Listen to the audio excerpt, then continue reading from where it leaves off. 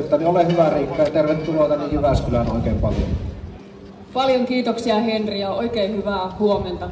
Tuolta kun tultiin vähän matkan päästä, niin katselle tässä kaupungissa ei ole kyllä yksikään ihminen hereillä, mutta kyllä niitä kummasti tältä teltalta löytyy. Täällähän näyttää aamun valkenevan kansanvallan juhlaa, kaikki muutkin puolueet tulevat. Tosiaan äänestyshän on käynnissä varsinaiseen vaalipäivään reilu viikko aikaa. No mikä tämä keskustelu tällä hetkellä yleisesti on? Se on ihan sama kuin oikeastaan ollut koko hallituskauden ajan. Eduskunnassa piti eilen äänestää viimeisimmästä välikysymyksestä luottamusäänestys, mutta oppositio päätti pitkittää puheenvuoroja ja tämä sitten jatkuu tulevalla viikolla. Totta kai. Se, että hallitus on joutunut tekemään hankaliakin päätöksiä esimerkiksi sosiaali- ja terveydenhuoltoon, niin se tarjoaa aika helpon kritiikin kohteen, tietenkin oppositiopuolueille, ja niin se kuuluu ollakin. Mutta se, mistä mä olen vähän huolestunut, että kun näillä oppositiopuolueilla ei ole kuitenkaan vaihtoehtoa tälle heidän kritiikille. Se on hyvin helppoa kertoa, että mitä tehtäisiin toisin, mutta kun meillä on ne realiteetit, meillä on se talouden realiteetti ja kaikki muut. Hyvinvointialueesta sen verran, että tämä hallitus laittaa pelkästään tänä vuonna 2200 miljoonaa euroa lisää rahaa hyvinvointialueelle. Siis 2,2 miljardia euroa. Kokonaisosuus hyvinvointialueiden eli soten rahoitus on melkein 1/3 koko valtion budjetista. Eli puhutaan massiivisesta ja tietenkin hyvinvointiyhteiskunnan tärkeimmästä osa-alueesta. Meidän väestö ikääntyy voimakkaasti, mistä luonnollisesti seuraa se, että kustannukset kasvaa. Hoidon ja hoivan tarve tietenkin kasvaa, kun väestö ikääntyy. Mutta yhtälöstä tekee hyvin hankalaa se, että meillä työikäisen väestön määrä vähenee. Meillä tulevaisuudessa tällaisella väestökehityksellä on yhä vähemmän veronmaksajia ja samaan aikaan ne kustannukset ja menotarpeet voimakkaasti kasvaa. No eikä siinä tietenkään vielä kaikki. Meillä on muitakin kuin hyvinvointialueet. Nyt viimeisimpänä tiedätte varmasti, että hallitus on tehnyt päätöksiä panostaa merkittävästi lisää Suomen puolustukseen. Ja tämä on tietenkin meille aivan perustavanlaatuinen asia, jotta me kykenemme kaikissa oloissa aina tämä rakkaan isänmaamme suojaamaan. Tämä tarkoittaa myös sitä, että me panostetaan lisää tänne rajojen sisäpuolelle, rajojen turvaamiseen, suojelupoliisille, poliisi ensivastetoiminta ja niin edelleen. Puolustus hirvittävän tärkeä asia. Mutta kun otetaan nämä kaikki meidän tarpeet, mitä tämä yhteiskunta tarvitsee, hyvinvointiyhteiskunnan palveluiden ja etuuksien takaaminen tulevillekin sukupolville. Sitten katsotaan, miten se meidän velka on kehittynyt.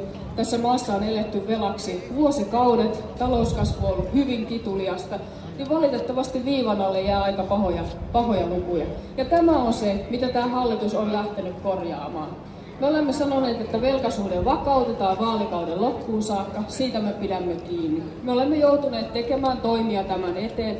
Kaikista tärkeintä nyt on se, että me aikaan saadaan talouskasvua. Millään muulla tätä meidän järjestelmää ei saada toimimaan ja pystytä huolehtimaan siitä, että me pystytään rahoittamaan kaikki tärkeät suomalaisen yhteiskunnan tarpeet, kansalaisten palvelut ja niin edelleen. Hyvinvointialueet, tämä uudistus, jonka edellinen hallitus teki, en ole sen mikään suuri ystävä, siinä on aika tavalla ongelmia, mutta sen kanssa me eletään. 21 aluetta plus Helsinki. Rahoitusmalli on ongelmallinen, se on epäkannustava, mutta me elämme sen kanssa ja vähitellen korjaamme sitä. Monella alueella asiat menee jo parempaan suuntaan, myös talouden osalta, palveluiden osalta, mutta voimakkaasti on myös ongelmia. Ja tämäkään ei ole varsinaisesti mikään ongelma, koska jos silloin kun uudistusta tehtiin, niin monet asiantuntijat olivat sitä mieltä, että tämä 21 aluetta on liikaa. Alueet ovat liian erilaisia keskenään, osa on liian pieniä, tästä seuraa ongelmia. Joka tapauksessa en itse näe, että meillä hirvittävästi paljon tärkeämpiä asioita tässä maan sisällä on, kun huolehtia niistä hyvinvointialueiden riittävistä palveluista myös tulevaisuudessa. Siellä tehdään hyvää työtä. Nyt on vaalit juuri tulossa, uusia aluevaltuutettuja valitaan. Tarvitaan suoraselkäisiä, rohkeita ihmisiä, jotka on valmiita tekemään päätöksiä aika tiukassa talouden raossa. No sitten toiseen asiaan, joka liittyy näiden lähivaalien toiseen puoleen, eli kuntiin ja kaupunkeihin. Nostan yhden asian, jonka perussuomalaiset näkee, että on tällä hetkellä kuntien ehkä se ylivoimaisesti tärkein tehtävä, eli koulut. Valitettavasti tässä maassa on muutaman vuosikymmenen aikana tehty aika pahoja virheitä koululaitoksessa. Kyse ei todellakaan tässäkään ole siitä, että rahoitusta ei olisi ollut riittävästi. Myös koulutuksen rahoitus on hyvin vakaasti ja voimakkaasti noussut. Mutta sellaisia uudistuksia on tehty koulussa, jotka on esimerkiksi vaikuttanut siihen, että oppimistulokset on laskenut. Vaatimustasoa ei enää välttämättä ole. Lapsia ja nuoria päästetään luokka-asteelta toiselle ilman, että heillä on sitä riittävää taitoa. Katsotaan sormien läpi. Ei tämä ole yksittäisten opettajien vika. Tällaisia uudistuksia meidän järjestelmään on ajettu. Samaan aikaan voimakas väestönmuutos, eli maahanmuutto, on vaikuttanut omalta osaltaan siihen, että monissa kouluissa on todella suuria ongelmia.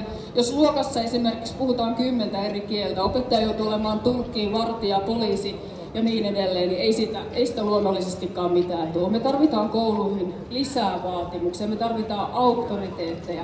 Me tarvitaan sinne rotia, sääntöjä, ei mitään sekoilua, vaan niihin perusasioihin puuttumista. Ja vaikka tietenkin kouluakin näitä isoja uudistuksia tehdään valtion tasolla ja opetushallitus on yksi paikka, josta näitä aika tavalla liukuhihnaltakin tapasi tulla, niin kyllä kunnissa ja kaupungeissa voidaan näihin asioihin merkittävästi vaikuttaa. Esimerkiksi nostan usein esimerkiksi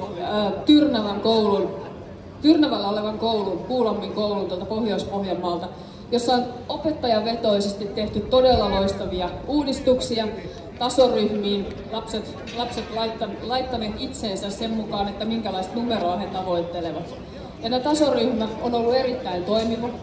Tämä Kuulammin koulu on Suomen ylivoimaisesti paras PISA-koulu, parhaat tulokset, siellä on koulutyytyväisyys, opettajien työtyytyväisyys, molemmat ovat korkealla. Vastaavasti pojat on saatu innostumaan lukemisesta ja tytöt matematiikasta. Ja olen itse jo sitä mieltä, että meidän pitää tätä mallia saada valtakunnalliseksi viimeistään seuraavien eduskuntavaalien jälkeen. Mutta hyvät kuulijat, jatketaan tässä vielä keskustelua teidän kanssa. Tulkaa vaan juttelemaan ja kertomaan, mitä teillä on mielen päällä.